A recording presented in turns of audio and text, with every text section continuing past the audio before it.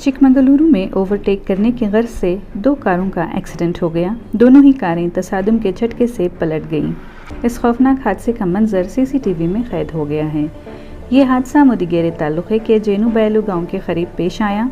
कारों में सवार मुसाफिर शदीद ज़ख्मी हुए हैं। 4 लोगों को मुदिगेरे के सरकारी अस्पताल में दाखिल कराया गया है।